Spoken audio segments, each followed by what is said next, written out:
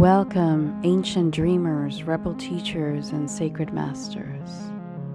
Join me as we explore the multidimensional nature of waking dreams, lucid dreams, astral projection, and symbology. My name is Jennifer Claroscura, and you're listening to the Dream Pioneers podcast. This is episode 9, The Forgotten Language. Language as we know it today was different long ago, parallels ago. Sentences as we put them together today had a different meaning. There was an intuitive element that is now missing from language on a surface level. As a psychic dreamer, I have come to realize that often I am listening between sentences, between words, dwelling in the space and energy and the other senses to get a hint of this sometimes silent language. The key lies in not seeing the space between words as emptiness, but rather as a part of the whole sentence. We are not trained to listen to space. We are not trained to listen to silence. We are not trained to awaken the other senses, to fill in the blanks, and so we get an incomplete picture instead. The subconscious truth lies between the veil of words. It was this knowledge that led me to see beyond what was in front of my physical eye and to dive deeper into a new interpretation of what was creating the situation.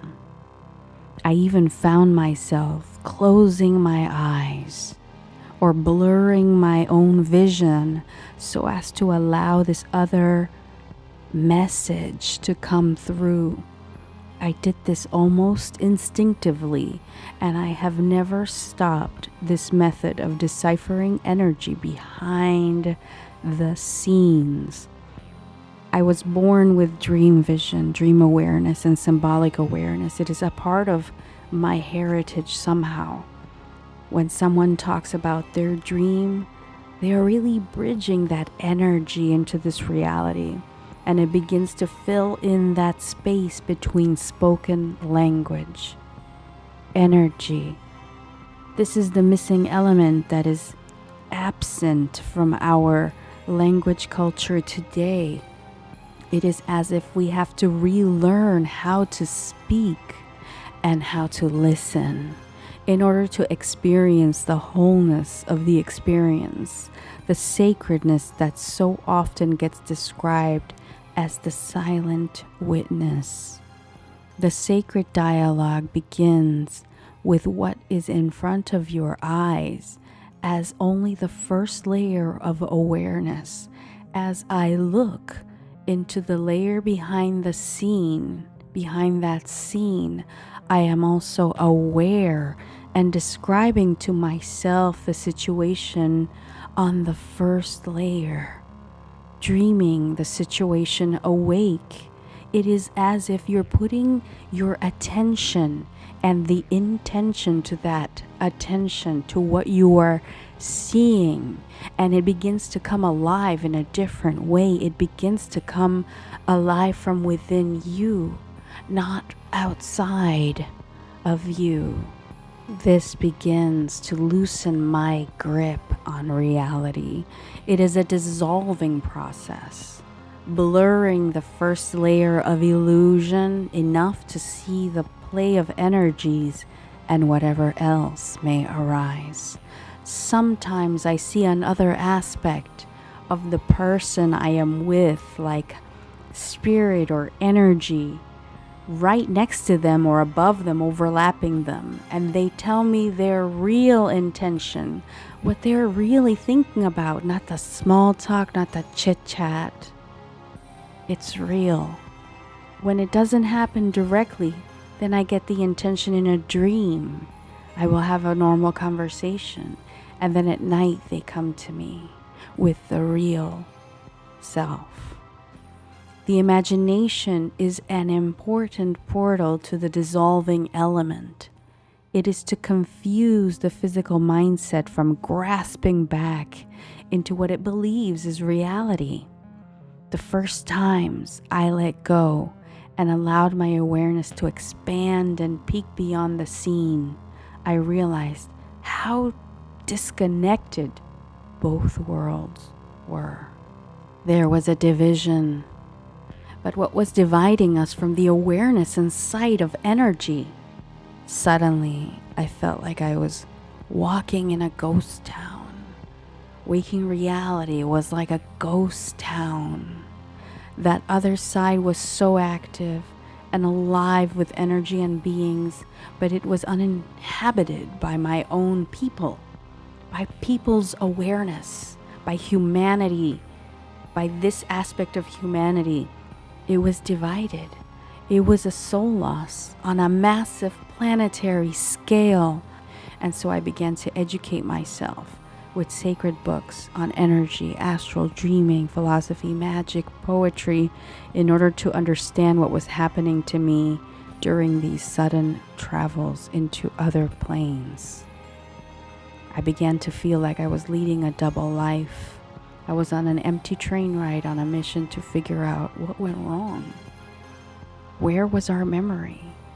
Where was remembrance? So much forgetfulness. What caused this separation? What caused this amnesia? Why we don't remember why we are here or where we came from. There are only small pockets of aware and conscious dreamers on this planet. It is excluded from our mainstream culture. One of the most important pieces of our soul ignored. The dreamer within each of us laying dormant, only being set loose at night, when the brain and our perception drifts away and allows for our other aspects to emerge. We are like two different people in one. It is time to integrate, to invoke yourself, yourselves, the different aspects of your being, and awaken, synchronize, integrate, synchronize, merge, bridge, remembrance, reinstate your quest for remembrance, for bridging the unconscious with the conscious, for knowing yourself more fully, and rediscovering the unique leader within, awakening the dormant and unique leader within you. This has been episode 9, The Forgotten Language.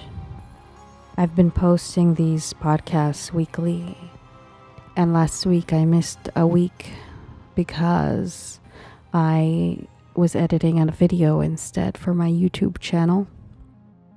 I sometimes make videos. I rarely have time to sit down and create. So I had to choose. And hopefully I can keep the weekly podcast going. Once in a while, I'll throw in a video on my YouTube channel.